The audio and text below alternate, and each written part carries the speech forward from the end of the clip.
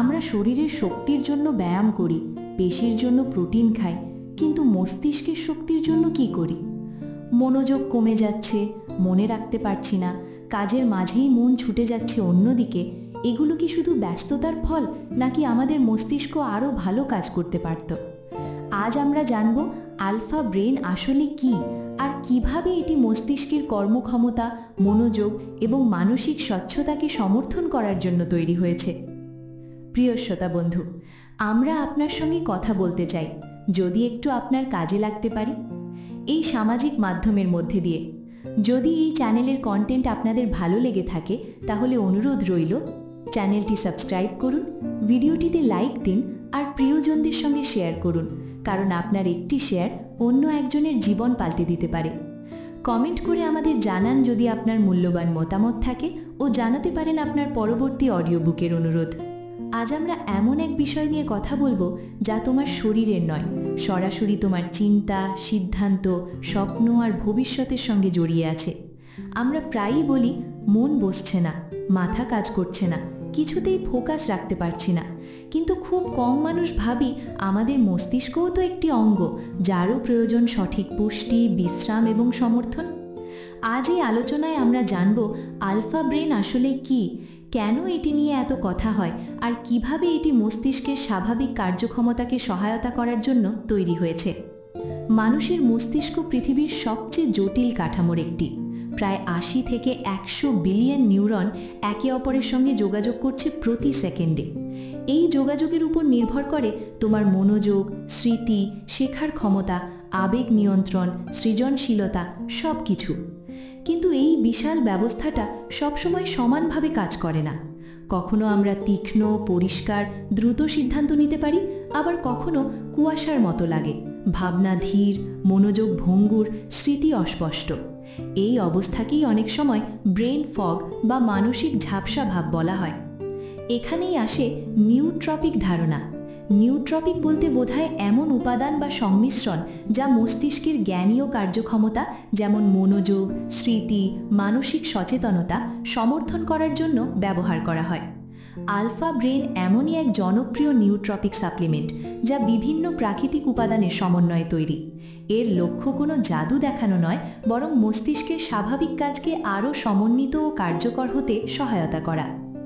আমাদের মস্তিষ্কে নিউরোট্রান্সমিটার নামে রাসায়নিক বার্তাবাহক থাকে, যেমন অ্যাসিটাইলকোলিন, ডোপামিন, সেরোটোনিন। এগুলো নিউরনের মধ্যে বার্তা আদান প্রদানে সাহায্য করে। মনোযোগ, শেখা, স্মৃতি এসবের সঙ্গে বিশেষভাবে যুক্ত অ্যাসিটাইলকোলিন। আলফা ব্রেনের কিছু উপাদান এই নিউরোট্রান্সমিটারের কার্যকারিতাকে সমর্থন করার জন্য পরিচিত। ফলে মস্তিষ্কের বিভিন্ন অংশের মধ্যে যোগাযোগ তুলনামূলকভাবে মসৃণ হতে পারে। আরেকটি গুরুত্বপূর্ণ দিক হল মস্তিষ্কের তরঙ্গ বা ব্রেন ওয়েভ। আলফা ব্রেন নামটির সঙ্গে আলফা তরঙ্গের সম্পর্ক আছে বলে অনেকেই মনে করেন। আলফা তরঙ্গ সাধারণত সেই মানসিক অবস্থার সঙ্গে যুক্ত যখন আমরা শান্ত কিন্তু সজাগ, অর্থাৎ ধ্যানমগ্ন, সৃজনশীল, মনোযোগী কিন্তু চাপমুক্ত।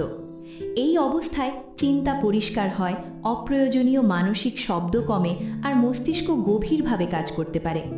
আলফা ব্রেনের কিছু উপাদান এমন মানসিক অবস্থাকে সমর্থন করার লক্ষ্যেই ব্যবহার করা হয়। তবে সবচেয়ে গুরুত্বপূর্ণ কথা হলো, কোনো সাপ্লিমেন্ট একা কাজ করে না।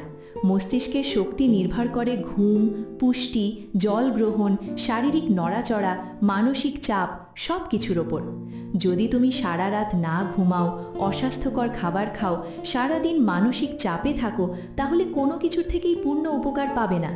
আলফা ব্রেনের মতো সাপ্লিমেন্টকে ভাবা যায় সহায়ক হিসেবে, ভিত্তি হিসেবে নয়। এখন প্রশ্ন, মানুষ এমন কিছু খোঁজে কেন?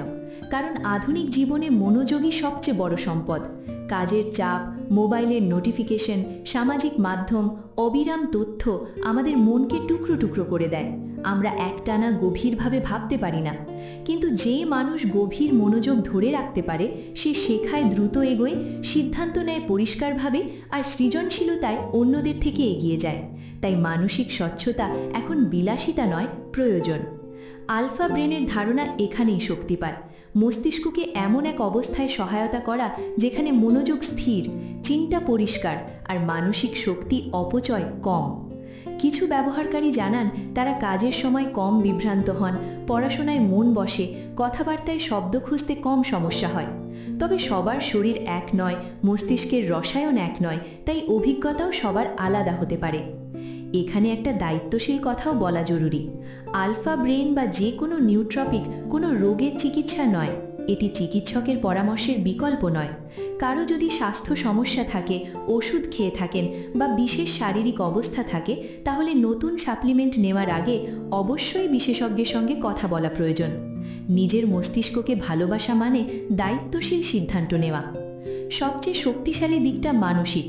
যখন তুমি সচেতনভাবে মস্তিষ্কের যত্ন নিতে শুরু করো, ভালো ঘুম, সুষম খাদ্য, মনোযোগের চর্চা আর প্রয়োজনে সহায়ক উপাদান, তখন তুমি নিজের জীবনের প্রতি এক নতুন সম্মান দেখাও। তুমি বলছো, আমার মন গুরুত্বপূর্ণ, আমার চিন্তা মূল্যবান, আমার স্বপ্নকে আমি গুরুত্ব দিই। এই মানসিক অবস্থাই আসল শক্তি। কল্পনা করো তোমার মাথার ভেতরে যেন একটা ব্যস্ত শহর। সিগন্যাল ঠিকমতো কাজ করলে গাড়ি চলে মসৃণভাবে, কিন্তু সিগন্যাল নষ্ট হলে জ্যাম, শব্দ, বিশৃঙ্খলা। মস্তিষ্কেও তেমনই। যখন নিউরনের যোগাযোগ সমন্বিত, তখন চিন্তা পরিষ্কার। আলফা ব্রেনের মতো সাপোর্ট সিস্টেমকে ভাবা যায় সেই সিগন্যাল ব্যবস্থাকে সহায়তা করার এক প্রচেষ্টা হিসেবে। তুমি যদি জীবনে বড় কিছু করতে চাও, গভীরভাবে শিখতে, সৃজনশীল হতে, মনোযোগ দিয়ে কাজ শেষ করতে, তাহলে তোমার সবচেয়ে বড় সম্পদ তোমার মস্তিষ্ক। আর এই মস্তিষ্কের যত্ন নেওয়া কোনো বিলাসিতা নয়, এটা দায়িত্ব।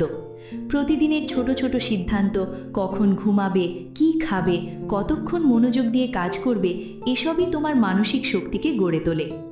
আজকের এই আলোচনার সারমর্ম একটাই, আলফা ব্রেন কোনো জাদু নয়, কিন্তু এটি সেই বড় ছবির একটি অংশ হতে পারে যেখানে তুমি নিজের মস্তিষ্কের পারফরমেন্সকে গুরুত্ব দিচ্ছ। মনোযোগ, স্মৃতি, মানসিক স্বচ্ছতা এসব কেবল কাজের জন্য নয়, জীবনের প্রতিটি সম্পর্ক, প্রতিটি সিদ্ধান্ত, প্রতিটি স্বপ্নের সঙ্গে জড়িত।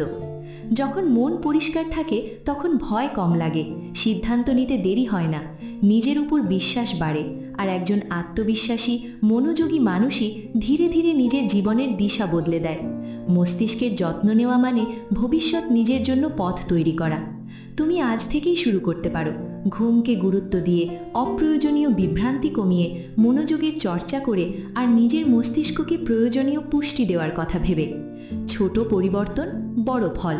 ধীরে ধীরে তুমি বুঝবে তোমার চিন্তা আরও পরিষ্কার হচ্ছে, কাজের গতি বাড়ছে, আর নিজের ভেতরে এক নতুন শক্তি অনুভব করছো। এই ছিল আজকের আলোচনা। মনে রেখো, তোমার মস্তিষ্কই তোমার আসল শক্তি। তাকে যত্ন দাও, তাকে সম্মান দাও, তাকে তার সেরা অবস্থায় কাজ করার সুযোগ দাও। তুমি যে মানুষ হতে চাও তার শুরু তোমার চিন্তা থেকে, আর চিন্তার কেন্দ্র তোমার মস্তিষ্ক। জীবনের পথ চলায় জ্ঞান, সচেতনতা আর আত্ম উন্নয়নের এই যাত্রায় আমাদের সঙ্গে থাকার জন্য ধন্যবাদ। এমন আরও চিন্তা জাগানো অডিওর জন্য সঙ্গে থাকো জীবনের পাঠশালার সঙ্গে।